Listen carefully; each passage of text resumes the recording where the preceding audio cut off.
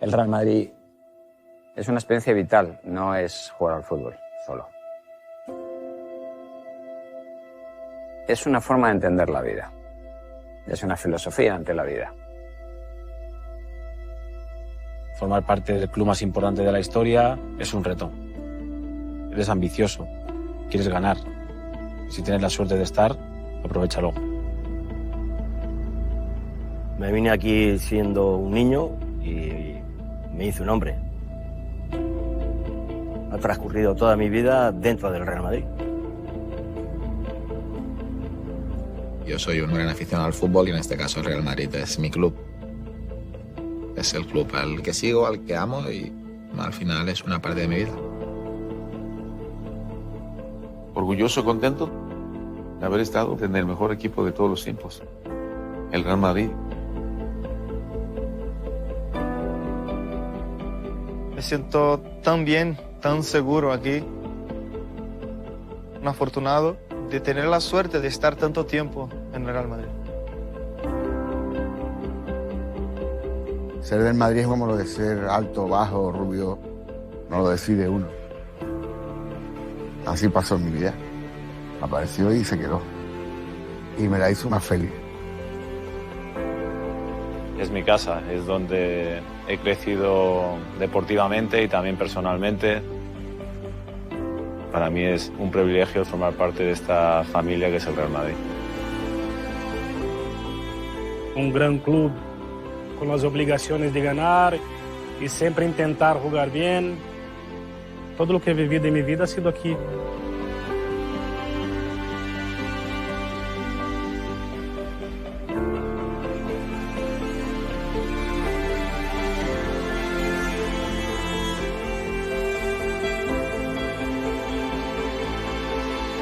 El Madrid no se rinde. Eso además provoca temor en los adversarios. Y eso es un tesoro. Sueños que de niña eran muy difíciles de cumplir y ahora mismo estoy donde quiero estar, que es en el Real Madrid. El Madrid es un equipo de ganar y de ganar.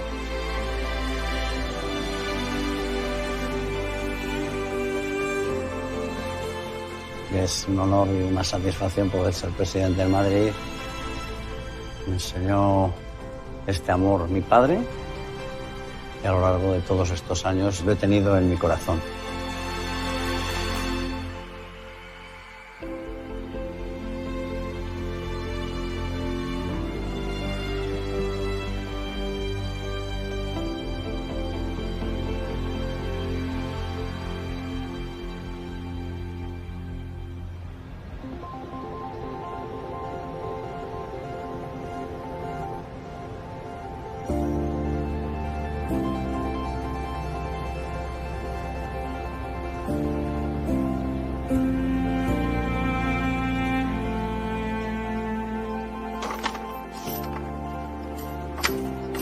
¡Oh, qué parada! Ahí ha sido... No, y luego... Agustín. ¡Oh! ¡Gracias! Puro cero.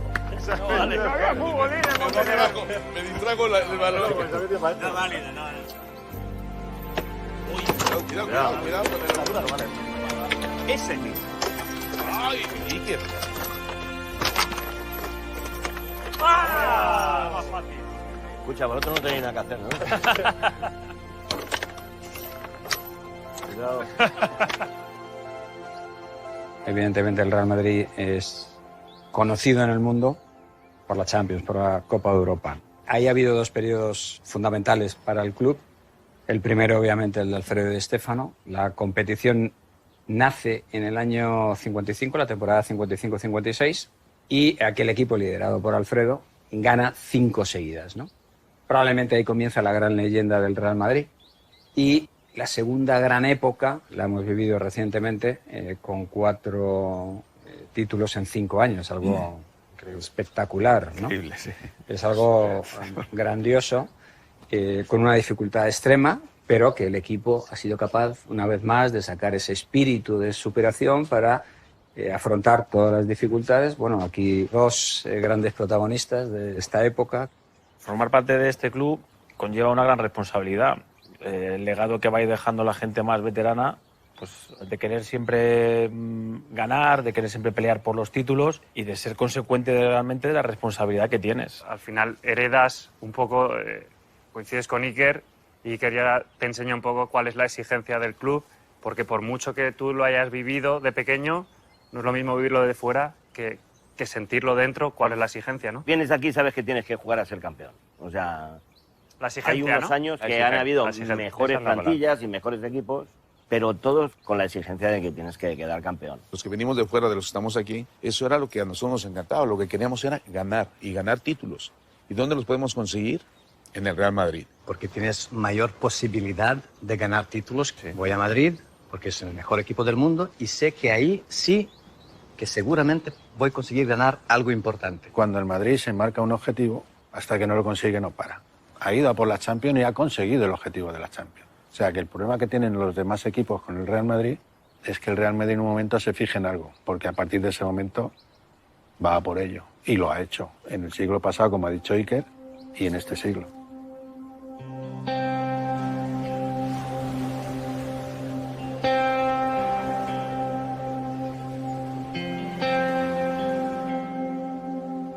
El Real Madrid, desde el comienzo de la Liga, después de la Guerra Civil, año 39, y hasta el año 53, 14 campeonatos, no había ganado ni una sola liga, ni una sola.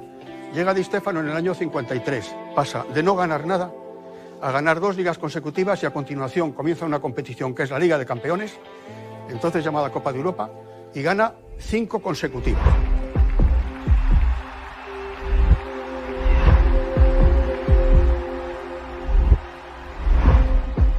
Las 5 Copas de Europa a mí me pillaron de pequeño, pero mi padre me llevaba como desde los 4 años.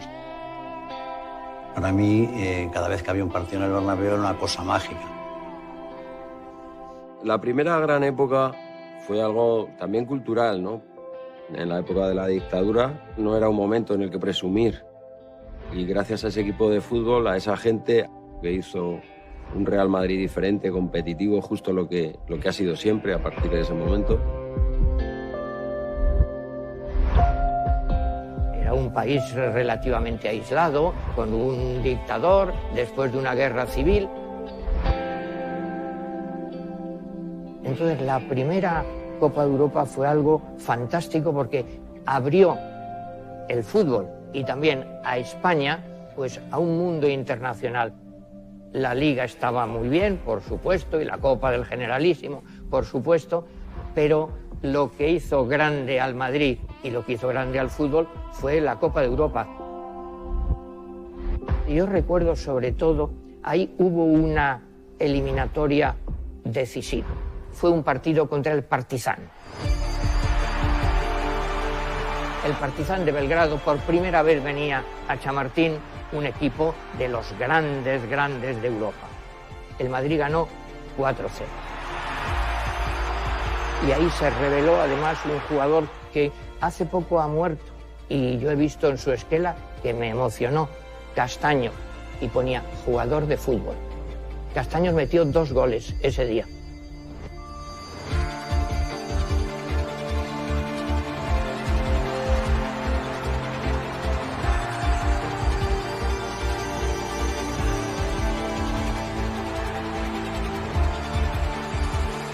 Y después de eso fuimos a Belgrado. Y fue la primera gran epopeya. Decía don Alfredo al final, ha sido el partido más difícil de mi vida. En Yugoslavia pues había nevado y el campo estaba helado y el Madrid no supo elegir los tacos adecuados para jugar y se resbalaban y se caían.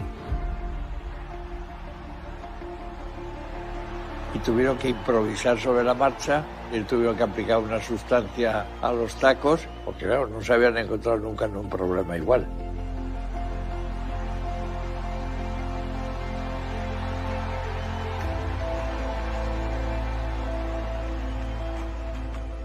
Y eso a Madrid le fue muy mal y estuvo a punto de que lo eliminaran. Hubo Becerril que jugó me parece con 1 o con 2 dedos fracturados. Sinceramente, el partido del Partizan yo creo que se ha jugado en peores condiciones climatológicas de toda la Copa Europa, como el del Partizan ninguno.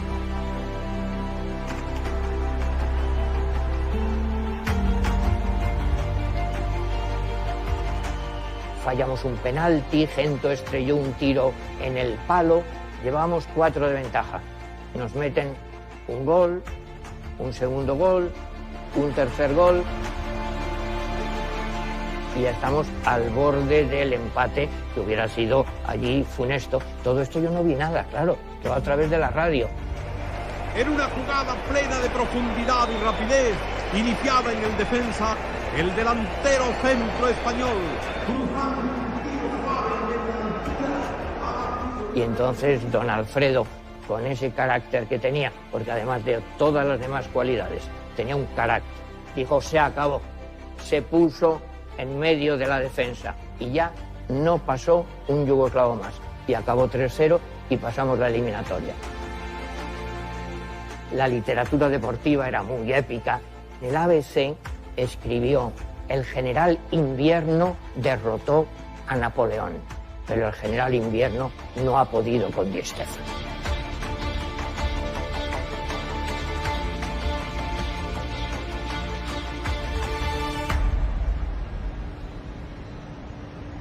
Y bueno, luego triunfar en París, claro, para nosotros, pobres de nosotros, un españolito de entonces, París era como un mito de muchas cosas, de libertad, de erotismo también, de montones de cosas. Pero también Colombes, el Parque de los Príncipes, eran sitios pues muy míticos. Y bueno, fue una final muy difícil. El poder llegar a esa final europea con un equipo contra el Stade de Reims, donde jugaban Copa y otros fenomenales, y que nos metieron muchos goles, claro.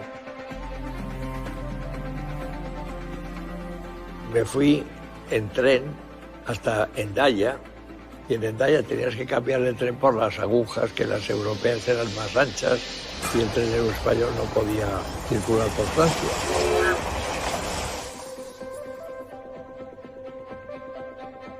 Yo tenía 18 años, entonces en un 600 se tardaba en un viaje a París. Entonces, cuando ya no podías más, dormías donde fuera y tardamos pues 2 días. Y entonces llegamos a París y cuando fuimos al partido íbamos una pequeña expedición. Ahora fue brutal, porque yo en mi vida he visto más gente con banderas comunistas, republicanas. No lo he visto nunca.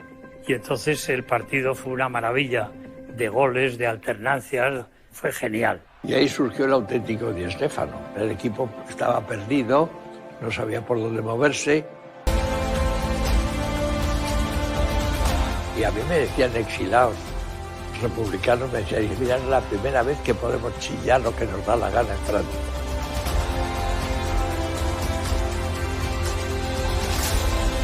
Para mí la leyenda es con la final de la Copa Europa en París.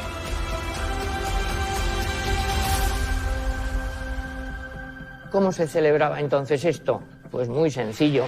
La afición madrileña dispensa en el aeropuerto de Barajas un sensacional recibimiento a los campeones de Europa. Los jugadores volvían en avión a Barajas. Muñoz y don Santiago Bernabéu son los primeros en descender del avión. Y tras ellos, los jugadores del equipo que ya empieza a consagrarse como uno de los más famosos del mundo.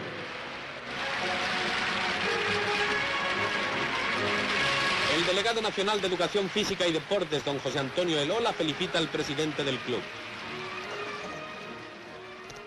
Se formaba una caravana de coches y luego bajaban por María de Molina, por toda la Castellana. Iban a llevarlo a lo que era la sede del Real Madrid entonces, al lado del frontón Fiesta Alegre. Eso fue el primer aldabonazo europeo del Real Madrid.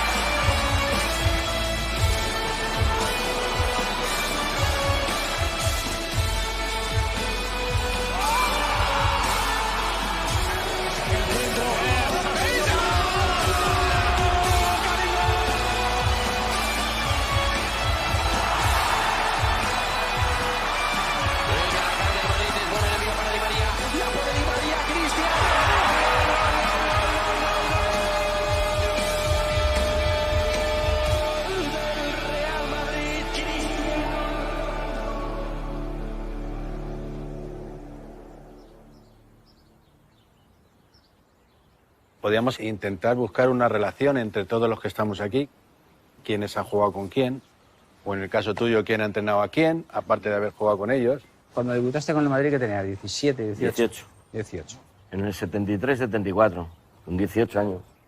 Bernabéu de presidente y mi ídolo era Mancio. Y de pronto, pues me puse a jugar con él. Y fue tu entrenador. Claro. Y Luego, la primera, además es que la primera le tuve que dar porque me miró así, yo me quedé así como diciendo, madre mía, ¿qué me dice este hombre? Yo iba a veros a vosotros, al Bernabéu, ¿no? Y entonces luego acabar estando con vosotros, incluso jugando. Y uno de los que a mí me llamaba mucho la atención era Chendo. Y Chendo se puede decir que era mi ídolo, ¿no? Y luego acabé jugando con Chendo. Para vosotros eso, pero para nosotros, por ejemplo, para mí, ver a Hugo, que yo lo veía por la tele, yo no tuve la fortuna de verlo jugar ni de coincidir con él. Pella, que cuando yo llegué... Yo menos, fíjate. Yo estaba en otro país, fíjate. O sea, Cada Emilio, 2 por 3 podía Emilio y Hugo para mí eran como, pues eso, ídolos de la infancia. Estáis hablando de generaciones, para mí esas generaciones eran verlas por la tele. O sea que... Y por ejemplo, el gol ese tuyo que me vino a la cabeza también, la chilena contra el Logroñés, estaba en el campo viéndola. Aparte justo sentado y te vi perfecto la chilena, como deciste. Oye, estaba escuchándoles atentamente a todos y si pensamos que la leyenda blanca que es el Real Madrid, las generaciones anteriores de jugadores, hablando de Alfredo, de Gento, de Puskás, de Real, de todos los grandes jugadores que han pasado en este gran equipo, que por eso es el motivo de nuestra reunión, ¿no? De juntarnos otras generaciones, que si no hubiera sido por todos ellos y parte de nosotros, hemos hecho ese granito de arena de colaborar y contribuir la grandeza del Real Madrid. La historia la elaboran aquellos grandes personajes que han conseguido que el club progrese. Y obviamente Santiago Bernabéu ha sido uno de los principales. Don Santiago Bernabéu era un personaje absolutamente excepcional, era listísimo, tenía un sentido muy claro de lo que había que hacer. Él empezó jugando al fútbol en el Madrid. La primera vez que jugué yo con los titulares del primer equipo del Madrid, lo recuerdo exactamente porque es un día como es curioso, como si fuera ahora.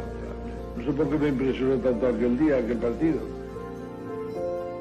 En aquellos tiempos, al no haber profesionalismo, pues lógicamente tenías que hacer todo, llevar las porterías, poner las porterías en su sitio, marcar los corners como poner las banderas, y Santiago Bernabéu, pues como si fuera un ayudante de campo, pues hacía de todo. Cuando el Madrid tuvo que vallar en el campo de O'Donnell, don Santiago, que era un joven jugador, ahí estuvo poniendo vallas con los demás.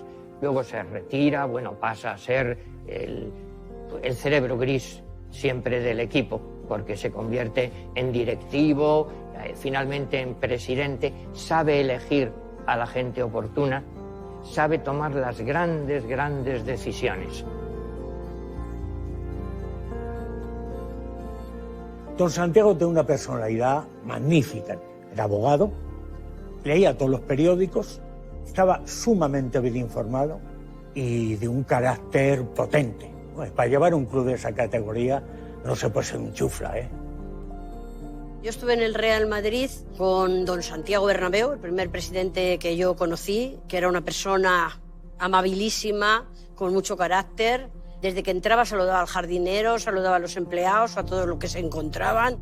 Por Nochebuena decía, voy a reuniros. Bueno, os felicito a todos y a vuestras familias, efectivamente. Esa es una palabra que repetía mucho don Santiago Bernabéu.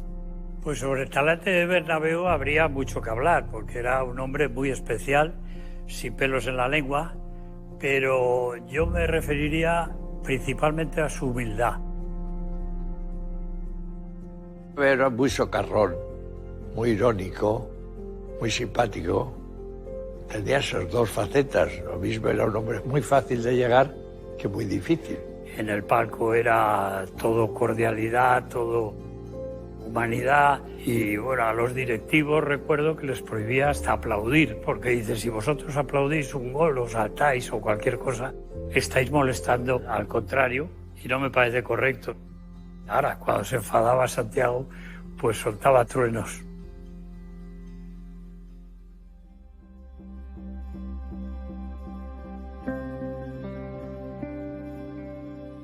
Don Santiago era un una persona muy campechana, muy sencilla, pero que denotaba autoridad, claro. Bajaba al vestuario y les echaba la bronca, la santiaguina, pero se preocupaba por cómo eran personalmente. Cuando hablaban de santiaguina, temblaba el equipo. Llegaba Bernabéu serio, algo habíamos hecho mal, algo estaba fuera de lugar de lo que él pensaba. Había visto algo dentro del equipo, quizás no le gustó el gesto de un compañero con otro, el partido que habíamos jugado, algo de esas cosas. La santiaguina era peligrosa, si estaba el serio, era mejor no estar. Se dice que entraba en el vestuario para echar broncas, yo no he visto, no sé cuándo las habrá tenido. Desde que estuve yo, no hubo ninguna bronca. Él decía, entre otras cosas, que contrataba a un jugador por la jeta.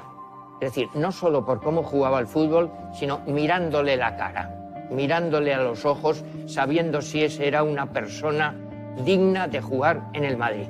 Porque para él el Madrid era lo más grande de la historia, absolutamente. Don Santiago Bernabéu, que además era un hombre muy humilde, vivía en el barrio del Niño Jesús. Eran épocas duras en España también, no eran épocas alegres. Más bien había a veces hambre. Entonces no le gustaba andar con grandes Mercedes. Y Alfredo Di Stéfano, pues quiso comprarse un Mercedes. Y don Santiago no le dejó. Y se compró un coche normal. Así era don Santiago, muy crítico en esas cosas. Al cabo de un año de estar en el Barcelona, pues Cubala vino a verle a Bernabéu a pedirle un favor. Mi madre está en Hungría, no puede salir y necesito que usted, que tiene una muy buena relación con las autoridades húngaras, me consiga traer a mi madre. Y se la trajo. Decía don Santiago, el blanco del Madrid se puede manchar con el barro, con la lluvia, pero nunca con la vergüenza. Claro. Es decir, que para él había unos valores, no solo económicos, la dignidad, el carácter, la amistad, el respeto a la palabra dada. Bueno, un personaje absolutamente extraordinario. Bernabéu no era dócil con el poder, no era dócil con el régimen, nunca lo fue. Millán Astray, el militar muy destacado de la época, fundador de la Legión, acudió al palco del Bernabéu y parece ser que no se comportó de la forma más edificante y Bernabéu lo echó sin ningún pudor y, a pesar de las presiones del régimen, Millán Astray jamás volvió al palco del Santiago Bernabéu. Esto demuestra hasta qué punto él era una personalidad que no se dejaba dominar ni avasallar por el régimen bajo ningún concepto, ¿no? Él entiende que para tener el mejor equipo, o uno de los mejores equipos tanto de España como del mundo, hay que fichar a los mejores jugadores. Y para fichar a los mejores jugadores se necesita dinero.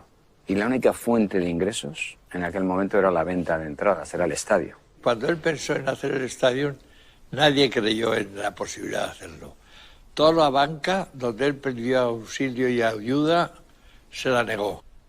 Y el único banco que le ayudó fue el Banco Mercantil, y luego, lo que fue indudablemente quien le respaldó, fue la masa social.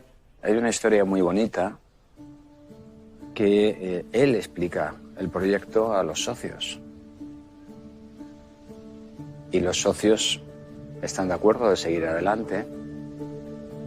Ellos son los que suscriben una emisión de bonos y con ese dinero comienza la construcción del estadio.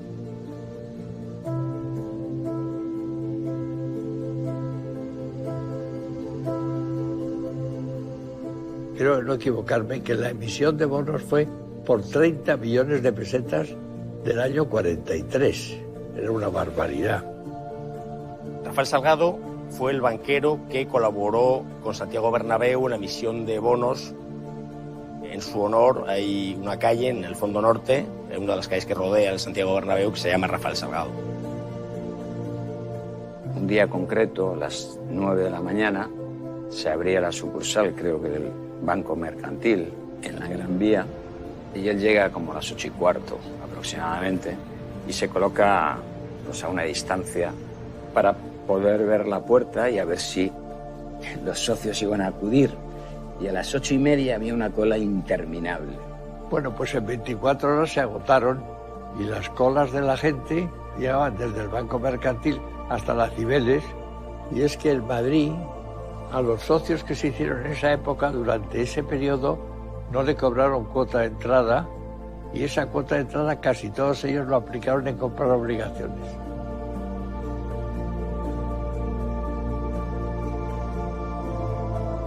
Si uno mira cómo en los años 40 el Bernabéu consigue construir ese estadio gracias al esfuerzo de ahorradores pequeños, pequeñas economías domésticas, eso desmiente completamente cualquier idea del Real Madrid como club de ricos, ¿no? Y él escribe, o él dice, en ese momento me di cuenta que el Real Madrid tenía futuro.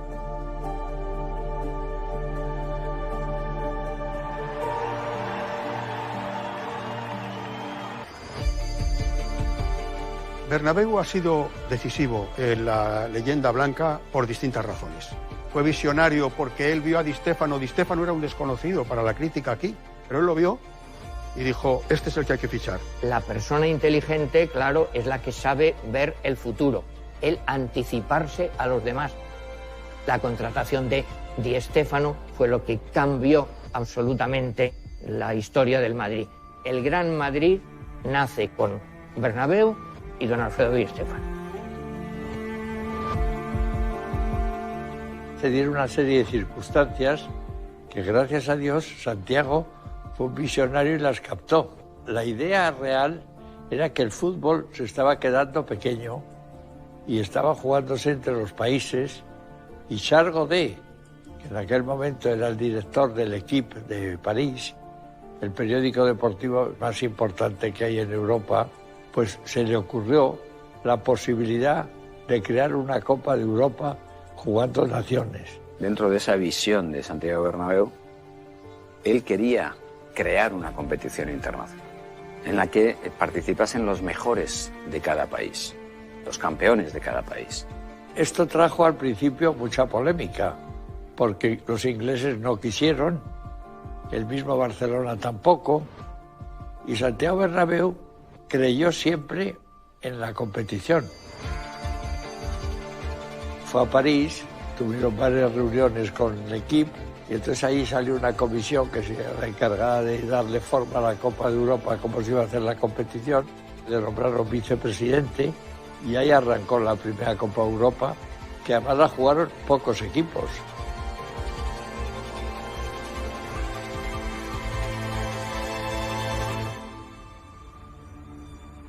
Esa creación refleja muy claramente hasta qué punto es una leyenda negra y una mentira esa vinculación del franquismo con el Real Madrid, ¿no?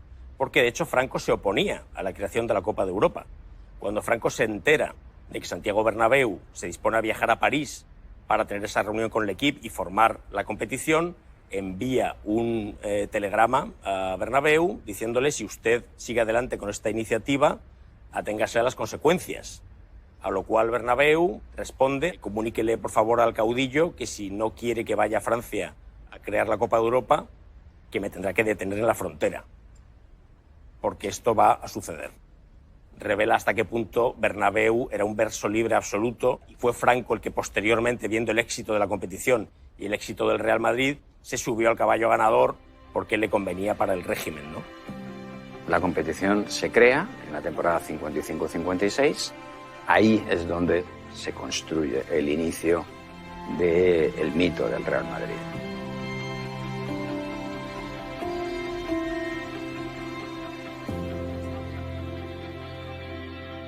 La Copa de Europa es la razón de ser de este club.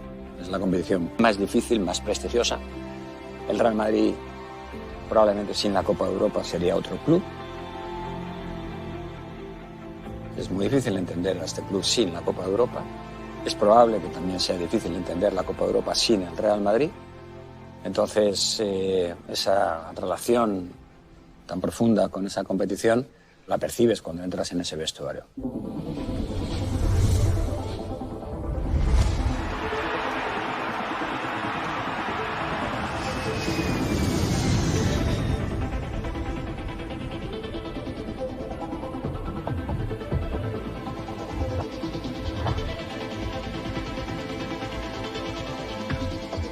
es increíble, pero está en las paredes del vestuario.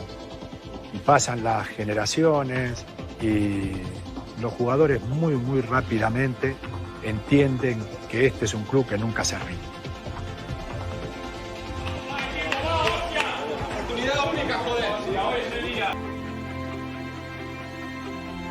Yo creo que la 10ª también es una de las satisfacciones para los madridistas, el poder llegar hasta ahí, el no dar nunca el brazo a torcer, el luchar y trabajar hasta el último minuto. Es una nueva llamada de atención, yo creo, al mundo de que el Real Madrid estaba ahí otra vez vivo y que el Real Madrid tenía para tiempo.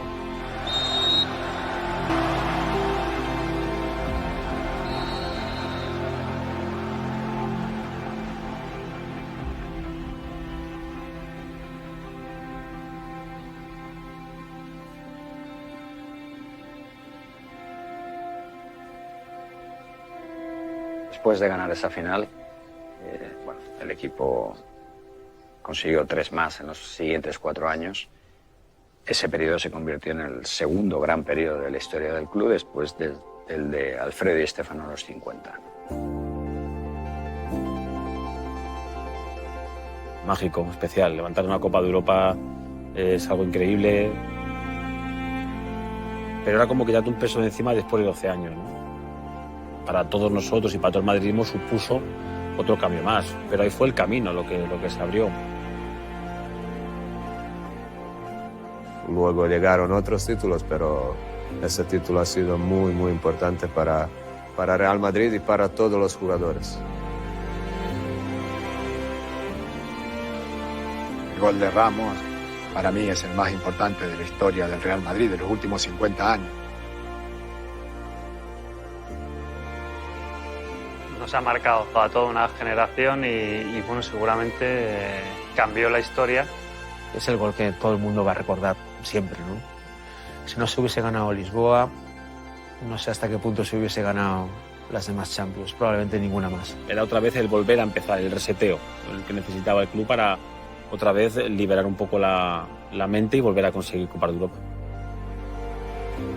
Ese fue ya el principio de una época en la que la mezcla de grandes jugadores extranjeros, de grandes jugadores españoles y de grandes jugadores procedentes de la cantera ha conformado este equipo que hemos sido capaces de tener unos años gloriosos y de liderar el fútbol en el mundo.